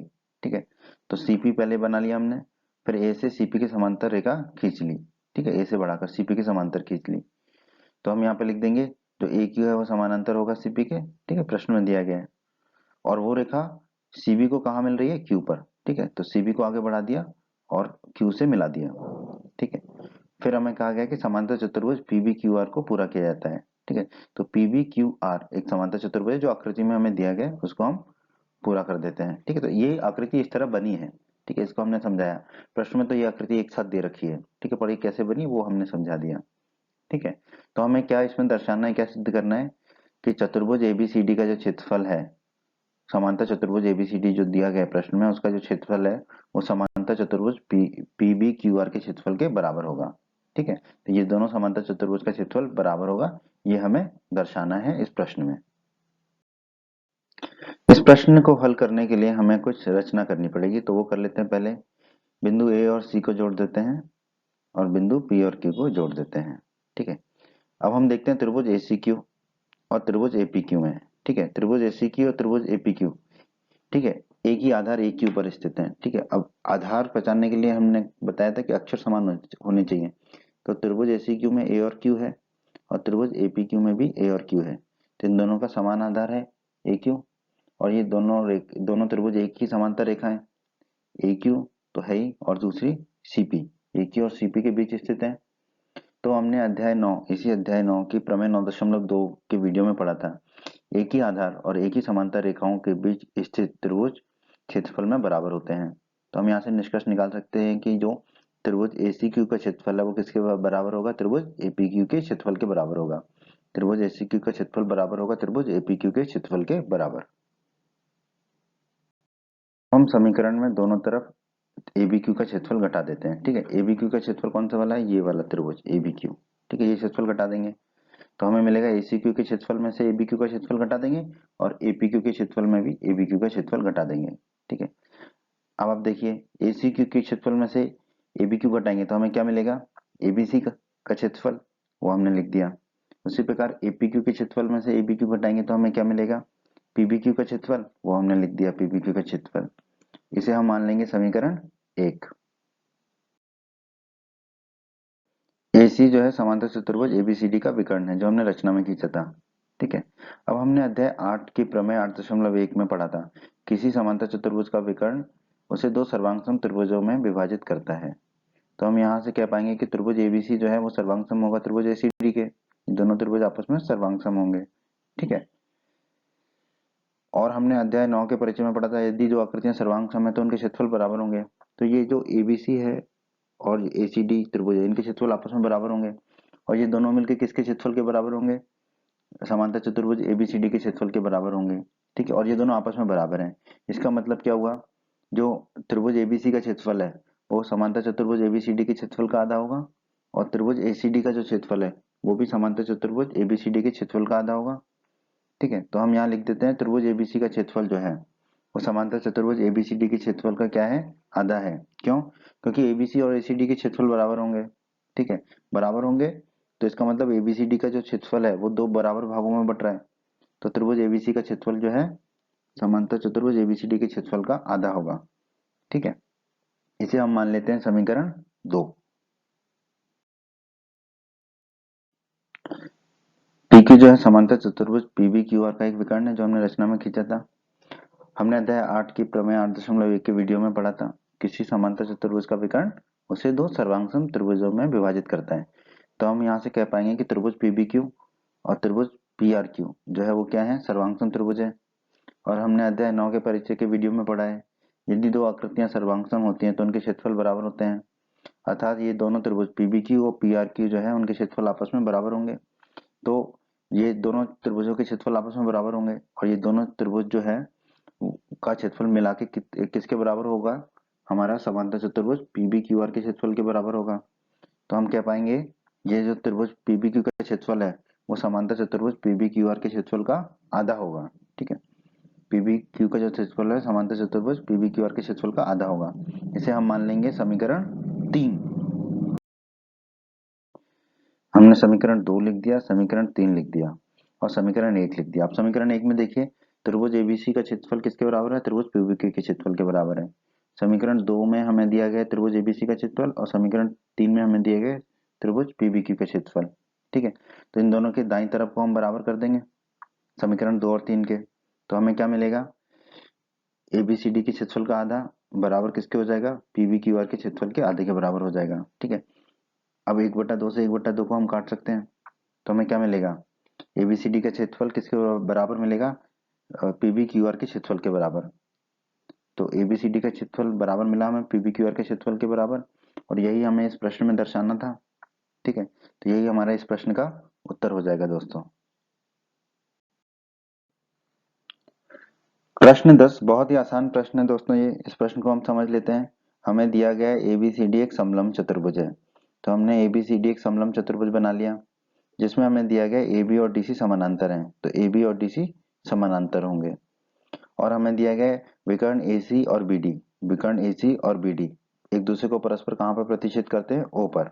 ठीक है, ये हमें प्रश्न में दिया गया है और हमें प्रश्न में क्या दर्शाना है कि एओडी का क्षेत्रफल, त्रिभुज एओडी का क्षेत्रफल किसके बराबर है? त्रिभुज बीओसी के क्षेत्रफल के बराबर। ये हमें इस प्रश्न में दर्शाना है। आइए इस प्रश्न को हल करते हैं हम। त्रिभुज एबीडी, ये वाला जो त्रिभुज है, और त्रिभुज एबीसी एक ही आधार ए बी। अब यहाँ पर देखिए त्रिभुज में ए बी और दूसरे त्रिभुज में भी ए बी, तो एक ही आधार ए बी और एक ही समांतर रेखा है, तो उनमें एक समांतर रेखा तो ए बी होती है, दूसरी क्या है? D C. देखिए ए बी और डी सी, ए बी और डी सी हमें समांतर रेखाएं ये प्रश्न में ही दिया गया है। ठीक है, ए बी समानांतर है डी सी, तो त्रिभुज एबीडी और त्रिभुज एबीसी एक ही आधार ए बी और एक ही समांतर रेखाएं ए बी और डी सी के बीच स्थित है। हमने अध्याय 9 की प्रमेय 9.2 में पढ़ा है एक ही आधार और एक ही समांतर रेखाओं के बीच स्थित त्रिभुज जो है क्षेत्रफल में बराबर होते हैं। तो यहाँ से हम कह पाएंगे कि त्रिभुज एबीडी का क्षेत्रफल किसके बराबर होगा? त्रिभुज एबीसी के क्षेत्रफल के बराबर होगा। अब दोनों तरफ एबीओ का क्षेत्रफल घटा देते हैं। ठीक है, तो हमें क्या मिलेगा? त्रिभुज एबीडी का क्षेत्रफल ऋण त्रिभुज एबीओ का क्षेत्रफल, दूसरी दाईं तरफ भी क्या मिलेगा? त्रिभुज एबीसी का क्षेत्रफल माइनस त्रिभुज एबीओ का क्षेत्रफल। ठीक है, तो एबीओ को माइनस किया दोनों त्रिभुजों में से हमने, तो हमें क्या मिलेगा? एबीडी में से एबीडी जो बड़ा वाला त्रिभुज है इसमें से एबीओ को माइनस किया इस वाले को, तो हमें क्या मिलेगा? हमें मिलेगा एओडी। ठीक है, हमें मिलेगा एओडी। उसी प्रकार एबीसी जो बड़ा त्रिभुज है, ठीक है, एबीसी इसमें से हमने एओबी को माइनस किया तो हमें क्या मिलेगा? बीओसी मिलेगा। ठीक है, तो यहाँ पर आ गया हमारा एओडी बराबर बीओसी, एओडी का क्षेत्रफल बराबर बीओसी के क्षेत्रफल के, और यही हमें इस प्रश्न में दर्शाना था। एओडी का क्षेत्रफल बीओसी के क्षेत्रफल के बराबर होगा, तो यही हमारा इस प्रश्न का उत्तर होगा दोस्तों। प्रश्न 11, इस प्रश्न में हमें दिया गया है एबीसीडी एक पंचभुज है, तो हमने एबीसीडी एक पंचभुज यहाँ पर बना लिया। ठीक है, जो प्रश्न में दिया गया है पंचभुज मतलब इसकी 5 भुजाएं हैं। फिर हमें दिया गया है बी से होकर एसी के समांतर रेखा खींची, तो पहले तो ए और सी को मिला दिया, फिर बी से होकर इस एसी के समांतर एक रेखा खींची जो कि डीसी को एफ पर मिलती है, तो डीसी को बढ़ाया और एफ पर वो मिलती है रेखा। ठीक है, अब हम क्या करेंगे? ए और एफ को भी आपस में मिला देंगे क्योंकि इस प्रश्न के 2 भाग हैं और हम देखते हैं इन दोनों भागों में हमें क्या क्या दर्शाना है। पहले भाग में हमें दर्शाना है कि एसीबी का जो क्षेत्रफल है वो किसके बराबर होगा? एसीएफ के क्षेत्रफल के, ये हमें पहले भाग में दर्शाना है। ठीक है, और दूसरे भाग में हमें दर्शाना है एईडीएफ। ठीक है, तो पहले तो हमने एईडीसी बना लिया, और एईडीएफ क्या होगा? ये वाला जो क्षेत्रफल है एईडीसी और एसीएफ के क्षेत्रफल के जोड़ के बराबर होगा। ठीक है, तो ये पूरा क्षेत्रफल जो है वो किसके बराबर होगा? होना चाहिए, क्या दर्शाना है हमें? A B C D E के क्षेत्रफल के बराबर, यानी कि ये जो क्षेत्रफल है आपका एईडीसी का क्षेत्रफल धन एबीसी का क्षेत्रफल, ये पूरा क्षेत्रफल किसके बराबर हो जाएगा? A B C D E का क्षेत्रफल। ठीक है, तो ये हमें दूसरे भाग में दर्शाना है। इस प्रश्न का पहला भाग तो बहुत ही आसान है और प्रमेय पर आधारित है। यहाँ पर देखिए त्रिभुज एसीबी और त्रिभुज एसीएफ। ठीक है, ये दोनों एक ही आधार एसी पर स्थित हैं। अब देखिए त्रिभुज एसीबी में एसी आ रहा है और एसीएफ में भी एसी आ रहा है, तो आधार मिल गया हमें एसी, और एसी और एक ही समांतर रेखा एसी और बीएफ के बीच स्थित है। एसी और बीएफ समानांतर है, ये हमें प्रश्न में दिया गया है। तो ये दोनों त्रिभुज ACB और ACF एक ही आधार AC और एक ही समांतर रेखाओं AC और BF के बीच स्थित है। अब हमें पता है अध्याय 9 की प्रमेय 9.2 के वीडियो में हमने पढ़ा है एक ही आधार और एक ही समांतर रेखाओं के बीच स्थित त्रिभुज क्षेत्रफल में बराबर होते हैं। यहाँ से हम निष्कर्ष निकाल सकते हैं कि त्रिभुज ACB का क्षेत्रफल किसके बराबर होगा, त्रिभुज ACF के क्षेत्रफल के बराबर होगा। और यही हमें इस प्रश्न के पहले भाग में दर्शाना था, यही हमारे इस प्रश्न के इस भाग का उत्तर होगा दोस्तों। प्रश्न के पहले भाग में हमने सिद्ध किया है, दर्शाया है कि त्रिभुज ACB और त्रिभुज ACF के क्षेत्रफल बराबर हैं। ठीक है, अब इसमें दोनों तरफ हम ACD का क्षेत्रफल जोड़ देते हैं तो बहुत ही आसान है। त्रिभुज ACB का क्षेत्रफल धन त्रिभुज धन ACD का क्षेत्रफल, दाईं तरफ क्या हो जाएगा, ACF का क्षेत्रफल धन ACD का क्षेत्रफल। ठीक है, अब आप देखिए ACB के क्षेत्रफल में, ठीक है, ACB का क्षेत्रफल ये रहा, ACD का क्षेत्रफल जोड़ देते हैं, ACD का क्षेत्रफल जोड़ दिया तो हमें क्या मिलेगा, ABCDE, ठीक है, ये मिलेगा ABCDE मिलेगा हमें। तो बाएं तरफ वाले को हम क्या कह देंगे, क्योंकि ये दो आकृतियों से मिलकर बना है ACB और ACDE, ये दोनों का क्षेत्रफल मिला के किसके बराबर हो जाएगा, ABCDE के क्षेत्रफल के बराबर हो जाएगा। ठीक है, उसी प्रकार देखिए दाईं तरफ ACF का क्षेत्रफल, ये नीला वाला क्षेत्रफल, धन ACD का क्षेत्रफल, ये वाला क्षेत्रफल, ये दोनों क्षेत्रफल मिलके किसके बराबर हो जाएंगे, देखिए AEDF। ठीक है, AEDF इसके क्षेत्रफल के बराबर हो जाएंगे, तो हमने लिख दिया AEDF का क्षेत्रफल। अब बाएं को दाईं तरफ, दाएं को बाईं तरफ ले जाते हैं बस, तो बायां वाला दायां वाला बाईं तरफ आ गया, बायां वाला दाईं तरफ चला गया। यही हमें प्रश्न के दूसरे भाग में दर्शाना था, यही हमारे इस प्रश्न के इस भाग का उत्तर होगा दोस्तों। प्रश्न 12 में हमें दिया गया गांव का एक निवासी है इतवारी, ठीक है, इतवारी उस निवासी का नाम है, के पास एक चतुर्भुजाकार भूखंड था। ठीक है, मतलब कि उसके पास एक जमीन का टुकड़ा था जिसका आकार चतुर्भुज के आकार का था। उस गांव की ग्राम पंचायत ने उसके भूखंड इतवारी के भूखंड के एक कोने से कुछ भाग लेने का निर्णय लिया। ठीक है, जो चतुर्भुज के आकार का भूखंड था उसमें से एक कोने का कुछ भाग लेने का निर्णय लिया ताकि वहां एक स्वास्थ्य केंद्र का निर्माण कराया जा सके, मतलब वहां पर एक छोटा सा अस्पताल खोला जा सके उसके लिए। इतवारी इस प्रस्ताव को इस प्रतिबंध इस कंडीशन के साथ स्वीकार कर लेता है कि उसे इस भाग के बदले जो ग्राम पंचायत लेना चाहती है उसके उसी भूखंड के संलग्न संलग्न मतलब चिपका हुआ एक ऐसा भाग दिया जाए कि उससे उसका जो भूखंड है वो त्रिभुज के आकार का हो जाए। तो हमें कहा गया है कि स्पष्ट कीजिए इस प्रस्ताव को किस प्रकार कार्यान्वित किया जाएगा, मतलब कि पूरा किया जाएगा। तो हमें जो दिया गया वो लिख लेते हैं हम। इतवारी के पास एक चतुर्भुजाकार भूखंड है, वो हमने एक बना लिया ऐसे ही, फिर हमने कुछ और बनाया है जिसकी हम आगे रचना में दिखाएंगे। ठीक है, पर अभी हम प्रश्न को समझने के लिए आगे बढ़ते हैं। जो भी अभी हमने रेखाएं खींची हैं उसको हम आगे रचना में बताएंगे। ग्राम पंचायत ने उसके भूखंड के कोने से कुछ हिस्सा लेने का निर्णय लिया। ठीक है, तो ये चतुर्भुजाकार तो भूखंड इतवारी का है ही, हम मान लेते हैं कि ये जो भूखंड है COD ये वाला, ये ग्राम पंचायत उससे ले लेगी और इस भाग के बदले उसे जो चतुर्भुजाकार भूखंड है उसी के संलग्न एक भाग दे देगी। कौन सा भाग दे देगी, ये वाला BOE। ठीक है, तो उससे उसका आकार क्या हो जाएगा, उससे जो है इतवारी का जो भूखंड है उसका आकार क्या हो जाएगा, त्रिभुजाकार हो जाना चाहिए। तो यहाँ पर देखिए ADE, ठीक है, ये त्रिभुजाकार आकार का हो जा रहा है AD। ठीक है, पर यहाँ पर फिर हमें देखना होगा कि जो भूखंड लिया था COD उसका जो क्षेत्रफल है वो जो भूखंड दिया जा रहा है BOE उसके क्षेत्रफल के बराबर होना चाहिए।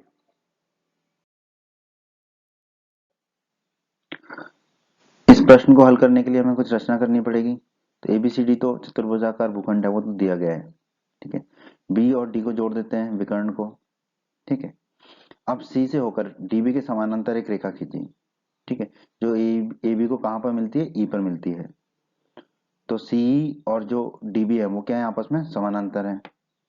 बिंदु D और E को जोड़ देते हैं हम, और हम मान लेते हैं कि जो BC है और DE है आपस में एक दूसरे को O पर प्रतिच्छेद कर रहे हैं।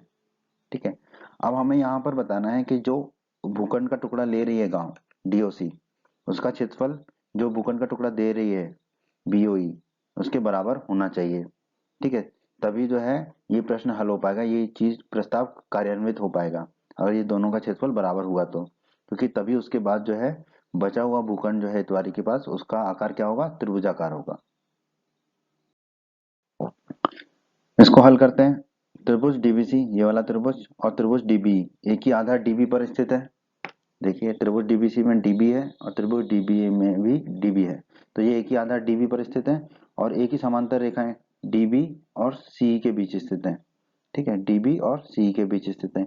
डीबी और सी समानांतर हैं। ठीक है, ये हमने रचना में माना था। ठीक है, रचना की थी। सी जो है डीबी के समानांतर रेखा खींची थी। तो हमने इसी अध्याय 9 के प्रमेय 9.2 में पढ़ा है, एक ही आधार और एक ही समांतर रेखाओं के बीच स्थित त्रिभुज क्षेत्रफल में बराबर होते हैं। तो हम इससे निष्कर्ष निकाल सकते हैं कि त्रिभुज डीबीसी का जो क्षेत्रफल है वो त्रिभुज डीबीई के क्षेत्रफल के बराबर होगा।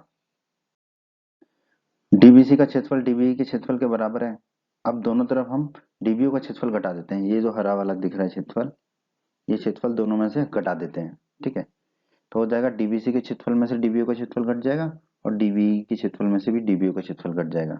अब डीबीसी के क्षेत्रफल में से अगर डीबीओ का क्षेत्रफल घटेगा तो क्या बचेगा? सीओडी का क्षेत्रफल, ये नीला वाला। उसी प्रकार डीबीई के क्षेत्रफल में से ये डीबीओ का क्षेत्रफल घटेगा तो क्या बचेगा? ये पीला वाला क्षेत्रफल, जिसे हम कह देंगे बीओई का क्षेत्रफल। ठीक है, तो सीओडी का क्षेत्रफल बराबर आ जाएगा बीओई के क्षेत्रफल के। ठीक है, सीओडी और बीओई का क्षेत्रफल बराबर हो जाएगा। और यही हमें दर्शाना था कि जो जितना क्षेत्रफल लिया है ग्राम पंचायत ने स्वास्थ्य केंद्र के लिए, उतना ही उस बेचारे इतवारी को वो दे दें। ठीक है, तो अब जो इतवारी के पास भूखंड बचेगा, उस भूखंड का आकार क्या होगा? ठीक है, उस भूखंड का आकार होगा ए बी, जो है वो बचेगा इतवारी के पास, और इसका आकार क्या हो रहा है? त्रिभुजाकार। और वही उसकी कंडीशन थी, प्रतिबंध था इतवारी का, कि जब मुझे नया भूखंड मिले तो पूरे भूखंड का आकार क्या हो जाए? त्रिभुजाकार हो जाए। ठीक है, तो वो हो गया। अब हम इस प्रस्ताव के क्रियान्वयन के बारे में लिख देते हैं, बहुत ही आसान है। इतवारी का जो चतुर्भुजाकार भूखंड है एबीसीडी, उसका एक कोना जो है सीओडी, वो ग्राम पंचायत ले लेगी। ठीक है, इतवारी ग्राम पंचायत को दे देगा। उसके बदले ग्राम पंचायत जो है उसे उसी चतुर्भुजाकार भूखंड एबीसीडी के संलग्न जो है बीओई आकार का क्षेत्रफल दे देगा। ठीक है, अब सीओडी को हटाने से के बाद और बीओई को जोड़ने के बाद जो इतवारी का भूखंड बचेगा वो क्या होगा? एईडी, और उसका आकार क्या होगा? त्रिभुजाकार होगा। ठीक है, तो यही हमारे इस प्रश्न का उत्तर है दोस्तों। प्रश्न 13 में हमें दिया गया है एबीसीडी एक समलंब है। ठीक है, तो हमने समलंब खींच लिया एबीसीडी, जिसमें कि एबी और डीसी समानांतर हैं। ठीक है, और दिया गया कि एसी के समानांतर, तो पहले तो एसी खींच लिया। एक रेखा है जो एबी को एक्स पर काटती है। ठीक है, एसी के समानांतर एक रेखा है जो एबी को एक्स पर काट रही है, और वही वही जो समांतर रेखा है एसी के, वो बीसी को कहाँ काट रही है? वाई पर। ठीक है, बीसी को वाई पर काट रही है। ठीक है, तो हमें दर्शाना है कि जो एडीएक्स का क्षेत्रफल है, ये जो पीला वाला क्षेत्रफल है, ये किसके क्षेत्रफल के बराबर होगा? एसी वाई के क्षेत्रफल के बराबर होगा। ये हमें इस प्रश्न में दर्शाना है। ठीक है, तो इस प्रश्न को हल करने के लिए हमें कुछ रचना करनी पड़ेगी, तो पहले वो कर लेते हैं हम। ए और वाई को जोड़ते हैं, डी और एक्स को जोड़ना है, और सी और एक्स को जोड़ना है। तो ये रचना हमने कर ली। अब हम इस प्रश्न को हल करेंगे। त्रिभुज एडीएक्स और त्रिभुज एसीएक्स, त्रिभुज एडीएक्स और त्रिभुज एसीएक्स, एक ही आधार एक्स। ठीक है, क्यों? क्योंकि ए और एक्स जो है एडीएक्स में है और ए और एक्स जो है एसीएक्स में है, तो आधार उनका कॉमन हो गया, एक ही आधार हो गया एक्स, और एक ही समांतर रेखाएं। ठीक है, ए एक्स हो गया, और एक ही समांतर रेखाएं ए एक्स और डीसी के बीच स्थित है। क्यों? क्योंकि प्रश्न में हमें दिया गया ए बी और डीसी समानांतर है। ए बी और डीसी समानांतर है तो ए एक्स और डीसी भी समानांतर होंगे। ठीक है, तो हो गया त्रिभुज एडीएक्स और त्रिभुज एसीएक्स, एक ही आधार ए एक्स और एक ही समांतर रेखा ए एक्स और डीसी के बीच स्थित है। अब हमने अध्याय 9 के प्रमेय 9.2 के वीडियो में पढ़ा था, एक ही आधार और एक ही समांतर रेखाओं के बीच स्थित त्रिभुज क्षेत्रफल में बराबर होते हैं। तो इससे निष्कर्ष निकलेगा कि एडीएक्स का जो क्षेत्रफल है वो एसीएक्स के क्षेत्रफल के बराबर होगा। ठीक है, त्रिभुज एडीएक्स का क्षेत्रफल त्रिभुज एसीएक्स के क्षेत्रफल के बराबर होगा। इसे हम मान लेते हैं समीकरण 1। अब त्रिभुज एसीएक्स, ये जो त्रिभुज एसीएक्स है और त्रिभुज एसीवाई, इसमें देखिए ये दोनों जो त्रिभुज है एक ही आधार एसी पर स्थित है, एसी। ठीक है, अब दोनों त्रिभुजों में एसी आ रहा है, AC x में भी और AC y में भी। तो एक ही आधार AC पर स्थित है और एक ही समांतर रेखाएं AC और XY पर स्थित है। AC और XY समांतर हैं, ये प्रश्न में दिया गया है हमें। ठीक है, तो त्रिभुज ACX और त्रिभुज ACY एक ही आधार AC पर स्थित है और एक ही समांतर रेखा AC और XY के बीच स्थित है। अब हमने इसी अध्याय की प्रमेय 9.2 के वीडियो में देखा था, एक ही आधार और एक ही समांतर रेखाओं के बीच स्थित त्रिभुज क्षेत्रफल में बराबर होते हैं। तो हम यहाँ से कह सकते हैं कि जो त्रिभुज ACX का क्षेत्रफल है वो किसके बराबर होगा, त्रिभुज ACY के क्षेत्रफल के बराबर होगा। इसे हम मान लेते हैं समीकरण 2। हमने समीकरण 1 लिख लिया और समीकरण 2 लिख लिया। ठीक है, अब आप देखिए समीकरण 1 और समीकरण 2 आपस में बराबर हैं। क्यों? क्योंकि समीकरण 1 में त्रिभुज ACX का क्षेत्रफल और समीकरण 2 में भी त्रिभुज ACX का क्षेत्रफल है। ठीक है, तो हम त्रिभुज ACX का क्षेत्रफल का जो मान है समीकरण 1 में रख देंगे समीकरण 2 से उठा के, और समीकरण 2 में त्रिभुज ACX का क्षेत्रफल कितना दिया गया है, त्रिभुज ACY के क्षेत्रफल के बराबर। तो हमारा क्या हो जाएगा, ADX त्रिभुज ADX का क्षेत्रफल किसके बराबर हो जाएगा, त्रिभुज ACY के क्षेत्रफल के बराबर। ठीक है, त्रिभुज ADX का क्षेत्रफल हो जाएगा त्रिभुज ACY के क्षेत्रफल के बराबर, और यही हमें इस प्रश्न में दर्शाना था। तो यही हमारे इस प्रश्न का उत्तर भी हो जाएगा दोस्तों। प्रश्न 14 में हमें एक आकृति दी गई है और उस आकृति में दिया गया है कि AP समानांतर है BQ के और BQ समानांतर है CR के। मतलब कि ये तीनों भुजाएं जो है आपस में समानांतर हैं, AP, BQ और CR। ये हमें प्रश्न में दिया गया है। ठीक है, अब हम इस प्रश्न को हल करते हैं। त्रिभुज ABQ, ये जो त्रिभुज ABQ है, और त्रिभुज PBQ, ये जो त्रिभुज PBQ है। ठीक है, ये एक ही आधार BQ पर स्थित है। ठीक है, देखिए दोनों में BQ आ रहा है, एक ही आधार BQ पर स्थित है। ठीक है, और एक ही समांतर रेखा BQ और AP के बीच स्थित है। BQ और AP समानांतर रेखाएं हैं, ये हमें प्रश्न में ही दिया गया है। ठीक है, तो ABQ और PBQ त्रिभुज एक ही आधार BQ और एक ही समांतर रेखाएं BQ और AP के बीच स्थित है। और हमने इसी अध्याय की प्रमेय 9.2 में पढ़ा था, एक ही आधार और एक ही समांतर रेखाओं के बीच स्थित त्रिभुज जो है क्षेत्रफल में क्या होते हैं, बराबर होते हैं। तो हम यहाँ से निष्कर्ष निकाल लेंगे कि त्रिभुज ABQ का क्षेत्रफल किसके बराबर होगा, त्रिभुज PBQ के क्षेत्रफल के बराबर होगा। इसे हम मान लेंगे समीकरण 1। अब हम देखते हैं त्रिभुज CBQ और त्रिभुज RBQ। ठीक है, ये त्रिभुज एक ही आधार BQ पर स्थित है। ठीक है, देखिए क्योंकि दोनों में BQ आ रहा है। ठीक है, और एक ही समांतर रेखाएं BQ और CR के बीच स्थित है। BQ और CR के बीच, BQ और CR समांतर है, ये प्रश्न में ही दिया गया है। ठीक है, BQ और CR के बीच स्थित है। तो त्रिभुज CBQ और त्रिभुज RBQ एक ही आधार BQ और एक ही समांतर रेखाओं BQ और CR के बीच स्थित है। प्रमेय 9.2 के वीडियो में हमने पढ़ा था, एक ही आधार और एक ही समांतर रेखाओं के बीच स्थित त्रिभुज क्षेत्रफल में बराबर होते हैं। तो हम यहाँ से कह पाएंगे कि त्रिभुज CBQ का क्षेत्रफल किसके बराबर होगा, त्रिभुज RBQ के क्षेत्रफल के बराबर होगा। इसे हम मान लेंगे समीकरण 2। हमने समीकरण 1 लिख दिया और समीकरण 2 लिख दिया। समीकरण 1 और समीकरण 2 को जोड़ने पर, मतलब दोनों के बाएं तरफ को जोड़ लेंगे और दोनों के दाएं तरफ को जोड़ लेंगे, तो हो जाएगा हमारा ABQ का क्षेत्रफल धन CBQ का क्षेत्रफल बराबर PBQ का क्षेत्रफल धन RBQ का क्षेत्रफल। ठीक है, अब आप देखिए ABQ और CBQ इन दोनों के क्षेत्रफल मिला के किसके क्षेत्रफल के बराबर हो रहा है, ACQ के क्षेत्रफल के बराबर हो रहा है। ठीक है, तो वो लिख दिया हमने। उसी प्रकार देखिए PBQ का क्षेत्रफल और RBQ का क्षेत्रफल, ये दोनों क्षेत्रफल, नीला वाला क्षेत्रफल किसके बराबर हो रहा है, PBR के क्षेत्रफल के बराबर, तो हमने लिख दिया PBR का क्षेत्रफल। ठीक है, अब देखिए प्रश्न में हमें यही दर्शाना था, AQC का क्षेत्रफल PBR के क्षेत्रफल के बराबर होगा। ठीक है, तो हमने दर्शा दिया, तो यही हमारे इस प्रश्न के उत्तर होगा। प्रश्न 15 में हमें सिद्ध करना है कि ABCD एक समलंब होगा। ठीक है, और हमें पता है समलंब चतुर्भुज जो होता है उसकी सम्मुख भुजाओं का एक युग्म समांतर होता है। ठीक है, पहले तो जो प्रश्न में दिया गया है उसे हम समझ लेते हैं। हमें दिया गया है कि ABCD एक चतुर्भुज है, ABCD एक चतुर्भुज बना लिया जिसके विकर्ण AC और BD एक दूसरे को O पर प्रतिच्छेद करते हैं, और हमें दिया गया है कि AOD का जो क्षेत्रफल है वो BOC के क्षेत्रफल के बराबर है। ठीक है, ये हमें प्रश्न में दिया गया है। अब हम इस प्रश्न को हल करते हैं, दोनों तरफ AOB जोड़ देते हैं, AOB का क्षेत्रफल जोड़ देते हैं। ठीक है, तो क्या बनेगा हमारा AOD का क्षेत्रफल धन AOB का क्षेत्रफल, दाईं तरफ क्या बनेगा BOC का क्षेत्रफल धन AOB का क्षेत्रफल। ठीक है, अब आप देखिए AOD और AOB का क्षेत्रफल मिला के किसके क्षेत्रफल के बराबर होगा, ABD के क्षेत्रफल के, वो हमने लिख लिया। उसी तरह BOC और AOB का क्षेत्रफल, ये दोनों क्षेत्रफल किसके बराबर होंगे, ABC के क्षेत्रफल के बराबर होंगे, तो ये हमने लिख लिया। त्रिभुज ABD और त्रिभुज ABC एक ही आधार AB पर स्थित है। देखिए दोनों में AB आ रहा है, ठीक है, तो दोनों एक ही आधार AB पर स्थित है। और अभी अभी हमने निकाला था त्रिभुज ABD का क्षेत्रफल और त्रिभुज ABC का क्षेत्रफल जो है वो बराबर है, ठीक है।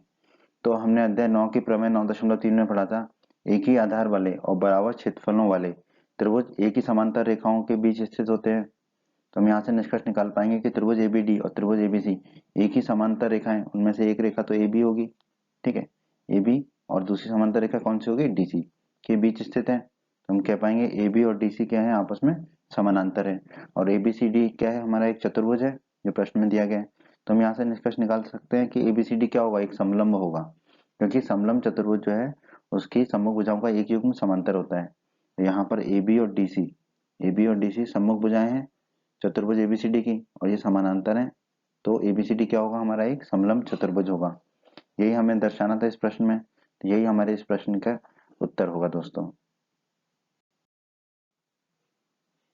प्रश्न 16 में हमें एक आकृति दी गई है जो कि हमने बना ली है, ठीक है। और इस आकृति में हमें दिया गया है कि DRC का जो क्षेत्रफल है वो DPC के क्षेत्रफल के बराबर होगा। तो ये DRC है पीला वाला, इसका क्षेत्रफल किसके बराबर होगा, DPC के क्षेत्रफल के बराबर होगा, ठीक है, ये हमें दिया गया है। और हमें दिया गया है कि BDP का जो क्षेत्रफल है, ये हो गया BDP, इसका क्षेत्रफल जो है ARC के क्षेत्रफल के बराबर है, ये हमें दिया गया है। तो हमें दर्शाना है कि दोनों चतुर्भुज कौन कौन से, ABCD और एक समलंब चतुर्भुज होगा, और DCPR भी एक समलंब चतुर्भुज होगा, ये हमें दर्शाना है इस प्रश्न में, ठीक है।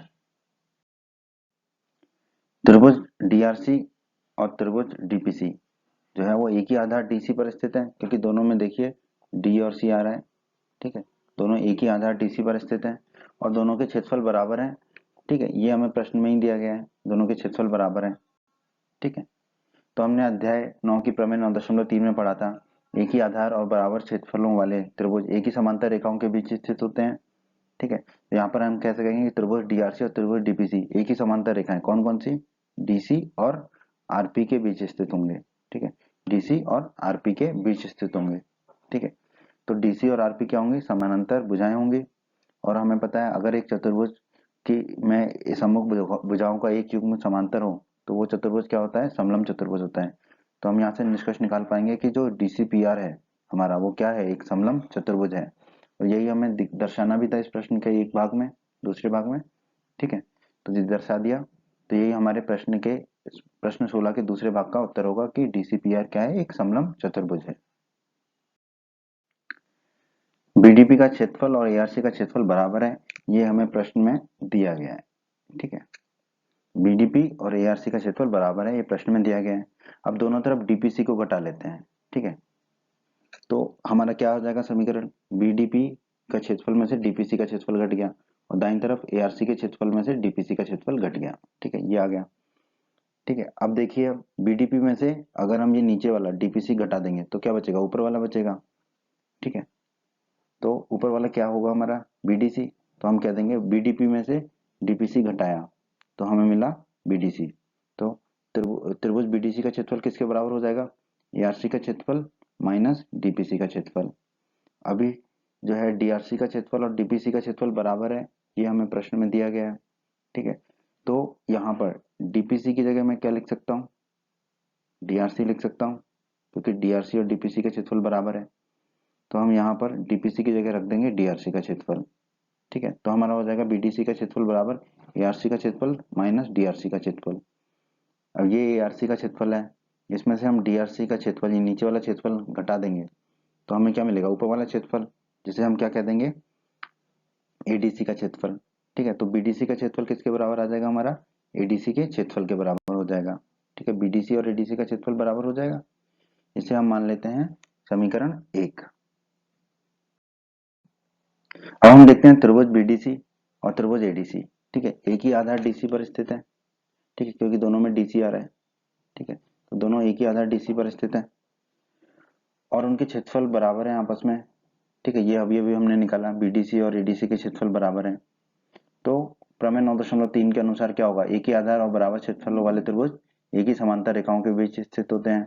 तो हम यहाँ से कह पाएंगे कि त्रिभुज बीडीसी और एडीसी एक ही समांतर रेखाओं डीसी और एबी के बीच स्थित होंगे, डीसी और एबी के बीच स्थित होंगे। ठीक है, तो डीसी और एबी क्या होंगे, हमारी समांतर रेखाएं होंगी, समांतर भुजाएं होंगी। और एबीसीडी क्या है, एक चतुर्भुज है। तो एबीसीडी इस चतुर्भुज में एबी और डीसी सम्मुख भुजाएं हैं और ये समानांतर हैं। तो हम क्या पाएंगे कि एबीसीडी क्या होगा, हमारा एक समलंब चतुर्भुज होगा, क्योंकि समलंब चतुर्भुज की सम्मुख भुजाओं का एक युग्म जो है वो समानांतर होता है, जो कि यहाँ पर है, एबी और डीसी आपस में समानांतर है। तो एबीसीडी क्या है, हमारा एक समलंब चतुर्भुज होगा। और यही हमें दर्शाना था प्रश्न के पहले भाग में। तो ये हमारे प्रश्न के पहले भाग का उत्तर होगा दोस्तों। उम्मीद करते हैं बच्चों आपको हमारा ये वीडियो पसंद आया होगा। बच्चों, अगर आप राजस्थान बोर्ड क्लास चैनल पर नए हैं और आपने अभी तक हमारे YouTube चैनल को सब्सक्राइब नहीं किया है तो सब्सक्राइब बटन को दबाकर जल्दी से हमारे चैनल को सब्सक्राइब कर लीजिए और बेल आइकन को भी दबा दीजिए। इससे आपको क्या फायदा होगा कि जब भी हमारे चैनल पर कोई भी नया वीडियो आएगा तो उसका नोटिफिकेशन सबसे पहले आपको मिलेगा। और जब भी आप यूट्यूब पर वीडियो सर्च करेंगे तो हमारे चैनल के वीडियोज आपको ऊपर नजर आने लगेंगे। आपको वीडियो पसंद आया है तो आप हमारे वीडियो को अपने दोस्तों के साथ व्हाट्सएप और फेसबुक पर अवश्य शेयर करें, जिससे आपके दोस्तों का भी फायदा हो, उन्हें लाभ हो। और वीडियो पसंद आया है तो वीडियो को लाइक अवश्य कर दें। और इस अध्याय के अन्य सभी वीडियोस को देखने के लिए आई बटन पर क्लिक करें। आई बटन पर क्लिक करने से आपको इस अध्याय के सभी वीडियोस के लिंक मिल जाएंगे। धन्यवाद बच्चों।